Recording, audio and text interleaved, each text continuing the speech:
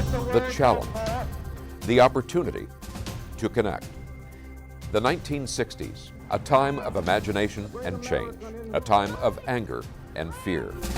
The 1960s, a program called Challenge. Good evening, ladies and gentlemen. Looked at our connections, our divisions, through the lens of faith. Nearly 60 years later, during these challenging times, we'll take a new look at our divisions, our connections, in a new program called Challenge 2.0. Any parent knows how it can be a struggle to get their children to eat healthy foods. And for some parents, the struggle can be to afford healthy foods for their children, or for that matter, any food. We've examined the issue of food insecurity among indigenous communities and also for those of color. In this episode of Challenge 2.0, we examine a program called Little Sprouts that was founded in Denver, Colorado. It's designed to help such parents and to persuade children that eating healthy foods can be both tasty and also fun. So it's our good fortune to have with us today Lily Styrer from the Slow Food Denver office, and specifically the Little Sprouts program. Lily, that sounds so fascinating, and we want to hear more about it, but it strikes me that I know you have quite a background in the culinary arts, and there's rarely, I know this from my experience, there's rarely a direct path from where you start to where you end up or where you are right now. What led you from where you started, and if you can elaborate a little bit more on that, what led you to the Little Sprouts program? Thank you for the lovely welcome. I grew up in Eastern Washington, in the Tri-Cities, and my parents were avid gardeners. My dad foraged for asparagus, and they canned food, and everything that we were kind of, especially in the summer, eating came from the earth, came from our garden, came from farmers markets. And so that was my childhood experience. And growing up in the 80s, I realized that wasn't necessarily the normal experience of my peers. I went to the University of Washington. I studied political science. And then I took a little bit of a pivot, moved to San Luis Obispo, California. And down there, got just immersed in kind of the farmers market scene and all of those things that I didn't experience as much in college, just because I was focused on my studies. But I became a personal chef, started a business there, then met my husband, and we moved to Colorado. I started my personal chef business there as well. And I really always, one of the things that I realized with my clients is that, they were time strapped. They wanted to be eating a little bit better, but they were really not connected to the seasons. And so that really became my focus, is how to always be providing my clients with foods that are coming from our local farmers as much as possible. So that's always been the spirit of my work. We eventually moved to Tucson for a couple of years, and the food scene there is just really incredible. The way that they are connected to the earth. I ended up becoming the Tucson Food Day coordinator. And so I helped with a few events down there. They're actually pretty big events. But part of that was the connection of the farmers, the restaurants, the local food scene, just sort of how we're interweaving it together. And at the time, I had a young child, so I was doing all of this with my daughter on my hip. And then we moved back to Colorado. And when she was school age, when my son was coming into preschool, the school was looking for an after school program. So I immediately rose my hand. I was like, this is the perfect job to have. I would love to teach my own children and their peers. And so I actually started my own class with the kids' school garden, teaching them how to cook. And then after doing that for about a year, that summer, I saw an advertisement for Slow Food Denver, basically offering the exact same program within the Denver community. And I was like, you need to hire me. Like, I need to be with you. So I started with them in 2018 as an instructor. And then just a few months ago, starting in January 2023, I became the executive director. And some of that work that I had done in Tucson, as well as that degree I have in political science, has really kind of come together into this role that I have now as executive director. But Mhm.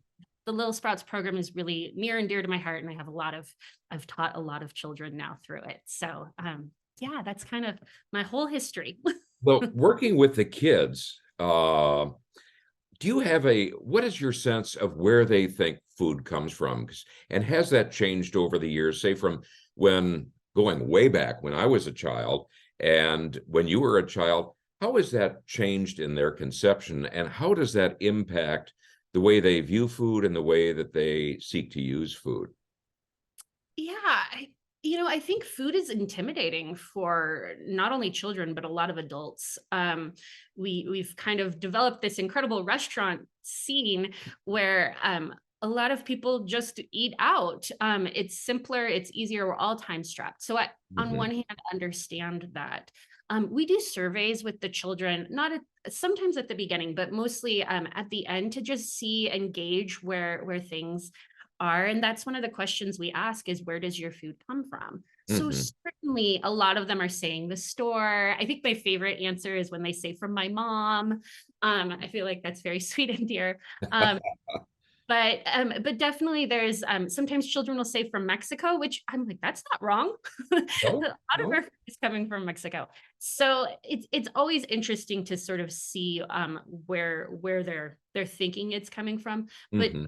certainly after these classes, we're seeing a lot more children saying, from the earth, from a garden, all of the things that we're really, subtly and sweetly beating into them, I guess. And through our classes, just that repetition of talking about how our food, almost all of our food originates as a plant, whether it's an animal eating the plant or not. And so that Right. concept of um, that all of our food is sourced from the earth at the very least, whether it's coming from a farmer's market, our gardens, or from the store. Maybe you could just describe for us a little bit about what the slow food approach and philosophy is. Oh yeah, sure. Um, so slow food was started in Italy in the 1980s as a counter movement to a McDonald's that they were trying to bring there. And I love that it started in Italy, and I love how they approached it. They approached it with food as well, and just this concept of, I think the simplest way of explaining what slow food is it's the opposite of fast food, right? Mhm. But the concept that our slogan is good, clean, fair food for all. And Mhm. just as you said, so much of our food comes wrapped in plastic wrap, and we don't call it pig or cow, we call it pork or Right. like we've literally changed the words and we've disconnected ourselves. And I think that's been, a long process of coming to that point. Um, but when you really look at how simple it is to actually prepare the simplest meals for yourself and really nourish yourself, that's kind of the overall intention of slow food. The locavore and the local food movement sometimes has this idea that it's like fancy or expensive or ritzy, and I think there's a place for that.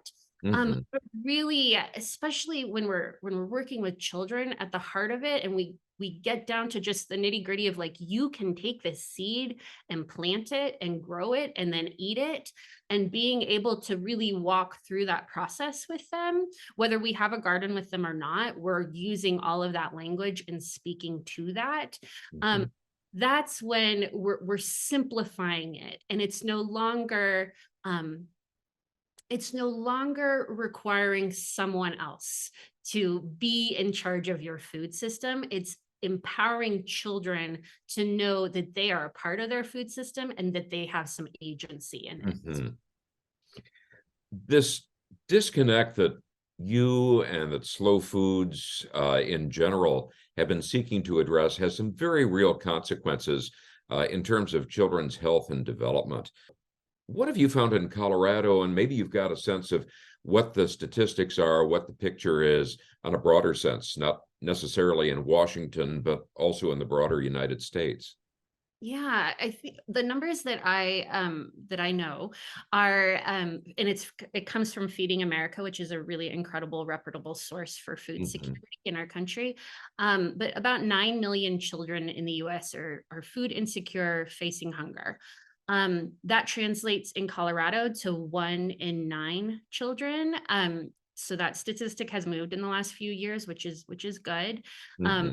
and then 1 in 8 in Washington state. Wow. Yeah. Could you define that a little bit more for us, exactly what food insecurity means? Yeah, it basically it means not knowing where your next meal will come from. Having an Wow. empty fridge, having, you know, parents who are struggling to actually bring food into their kitchen. My husband actually grew up food insecure, and had a free lunch as a child, and he often just looks into our fridge, and sometimes I'll be like, what are you doing exactly? Like, there is nothing new in the fridge. And he's like, I'm just so pleased to see that we have a full fridge. He's Yeah. like, sometimes in my childhood I would only see, mustard and pickles or whatever it might be. And we're at a time where SNAP is actually being reduced. That's essentially our food stamp program. Um, Hmm. we had some increase because of the pandemic, and in March, so this month that we're speaking in, they're actually looking at reducing that. So it's a lot of families are relying on food assistance. Hmm. I'm curious, and I want to get into the specific program you do in a moment, but I'm curious in your broader representation of the slow foods program. And you mentioned being able to put your political science background into play. As you talk to people who might not be initially supportive of some of these programs, do you have some points that you can bring up for them that illustrates how this is important to address these situations? I certainly could imagine that there is an attitude at times that somehow people are able to access food, in even if we're living in a time when wages are not matching the actual cost of living. That's a huge Hmm. concern here in Colorado. One of my side gigs is I serve on city council in my city of Edgewater, and so that actually kind of comes to play a little bit in that role. But just looking at living wages, we do focus a lot on making sure that farm workers are getting fair and equitable wages. So that's sort of the fare of our good, clean fare. But really, we live in a country where we have more food waste than we actually have people receiving the food. And so Wow. that is this incredible disparity. I've heard the statistics with food waste somewhere between 30 to 50%. Most food waste is actually coming from our own kitchens, and so that's something that all of us really need to reflect and think about when we're preparing our own meals at home. Um, and just, how can we pivot some of the conversations around empowering people to actually be able to afford their food? It's not Mhm. necessarily, especially women and children tend to be impacted more by hunger. And so how are we really addressing that? And I feel that Little Sprouts does it in a slightly different way, in terms of really empowering children to understand how to cook, which I feel like has its own empowerment, but that really making sure that the food waste is going into the hands of people who need to and can eat it, is an important part. Well, you brought it up, and that was going to be the next point I wanted to discuss, and that is that led to this program called Little Sprouts. Tell us a little bit about that. How does it work? Yeah, so we teach starting in early education all the way, so preschool all the way up through 12th grade. Um, Hmm. most of our classes tend to be in that elementary K through 5 range. We have about five or so classes that are middle school or higher. And we teach anywhere from 1 to 2 classes for a school or an organization, all the way up to like a 10-week session per season, at each school. So that's kind of the basics of what we do.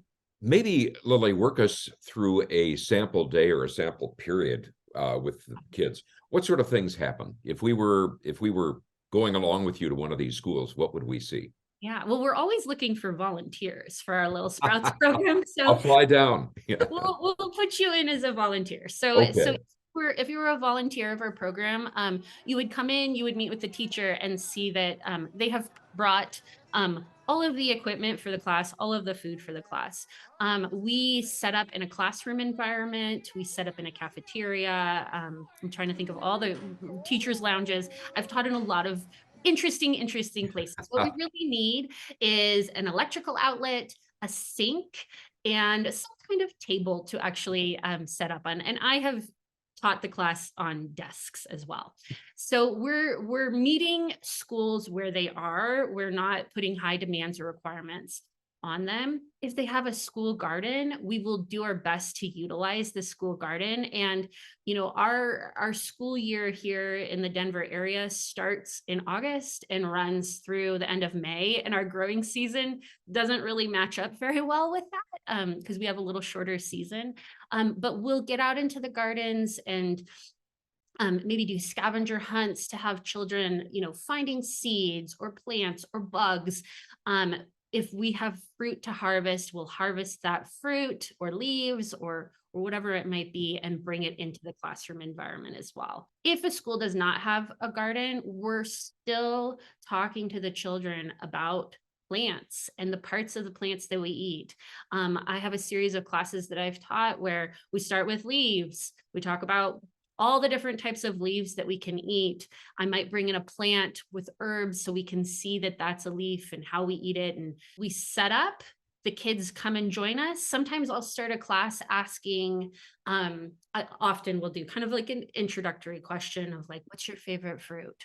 Mhm. And every child shares what their favorite fruit is. And then it'll circle back to me and I'll say, my favorite fruit is a tomato. And then eyes get wide because we don't normally think of a tomato as a fruit, but it gives me that opportunity to then Right. transition to talking about how when I wear my chef hat, I often call a tomato a vegetable, and a zucchini a vegetable. And then we talk about all the different types of fruits that are actually vegetables. And so that leads into the class, at least in that particular case. Sometimes it's not as, well connected. But just that opportunity to, talk then about what makes a fruit. It comes from a flowering plant. And then we can even talk about, do strawberries grow on, how does a strawberry grow?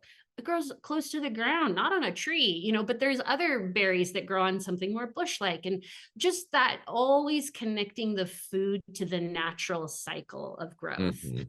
Um, and, if we're bringing in like a recipe to make pancakes, we'll bring in all different types of flours and really giving the kids to play with the different types of ingredients. So it's an experiential journey. It's not just me bringing a recipe and having all of us follow a recipe together. I want the kids to experience bringing ingredients together in the ways that feel and taste right to them, which is again empowering and then opens up the possibility that when they go home to their own kitchens, there is that possibility that they can bring foods together as well. And I believe we have some reactions from some of the children who have been in these classes, and perhaps we can just put a few of these on air, as we'd say right now. Miss Lysander, and what I like about this class is that we ate vegetables. I can eat it. They're teaching me how to cook. Well, that's a good method. You can do it on the side like that. Okay. We are making the white noodles thingy. That's my favorite. Listo, my favorite.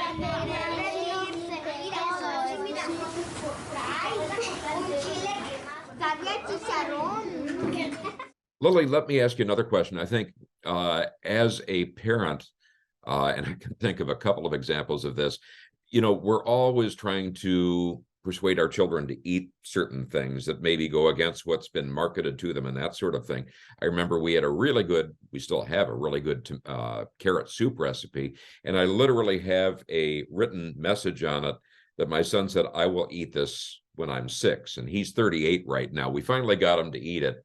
But how does this get around children's prejudices about food that are so often reinforced by what they see on television and the media? Oh, wonderful question. It's not labeling foods is important to me in the classroom environment. Mhm. Sometimes you'll hear parents saying, "Oh, this is healthy. It's good for you. You should eat it." That's very, very unmotivating for a child. I think it's unmotivating for me, honestly. So the idea is to, give them the journey of cooking. If I have a child who is really struggling with it, like I bring the ingredients in and they're really like they see something that's like trigger food for them. If that's happening, they'll often, I'll hear some commentary. And what I'll kind of go to them as, Yeah. I'll inform them like this is a cooking class. Like it's always a choice whether you want to eat the food or not. So this is a like, let's play with the food. Let's Mhm. experience the food. All of the food that we're bringing into the class is going to be good for them. Like it's all healthy, delicious stuff. I always love to do my last class as a dessert, but even then I'm bringing in seasonal fruits. There might be some chocolate with it, but making sure that food isn't necessarily being given this label of good or bad. Just the idea of children experiencing the food is Mhm.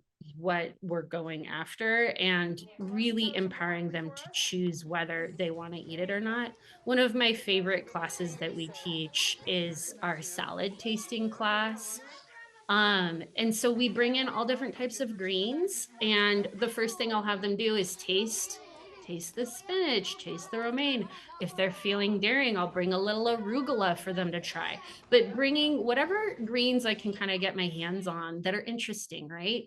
I might have them organize it between sweetest to most bitter. So they're Mhm. not being demanded to consume this food. It's just an invitation to eat it. And then from there, we really talk about the 5 tastes for this salad tasting class. So then we taste the greens with a little bit of lemon juice on it. And then Mhm. the experience of the acid on the green, does it change the flavor? And so the kids really have to experience and taste whether it changes the flavor. Then we add like a couple of granules of salt, and then they try it, and then a little couple granules of sugar, because that's going to change the flavor as well. And so and then umami, we always talk about umami because it is the most fun word, and it's a word that some of their parents don't know, so they get to go home and share that new word. So I'll bring in a little bit of grated Parmesan, and then they get to try the umami. And the idea is to have them not only engaging with food, tasting foods that they might not normally, but Mhm. seeing how another food will impact and change it. And then we finish the class with them making their own salad dressing.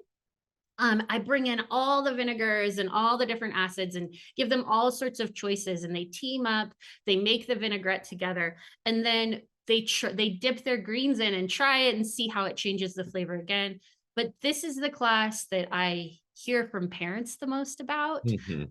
Parents will call me and be like, so my child's eating salad now and trying to make salad for dinner every night. And I'm like, yes, have them raid the pantry and find the vinegars and do it up the way that they would love to present this to their family. And much of our viewers, not the podcast listeners, but the program viewers, are here in Seattle. If they want something like this, if they want to start a Little Sprouts program, how could they go about that? Some of our staff has created years before I even came into slow food, the slow food curricula, and it's called Good and Clean, and both of those can be downloaded for free from Slow Food USA.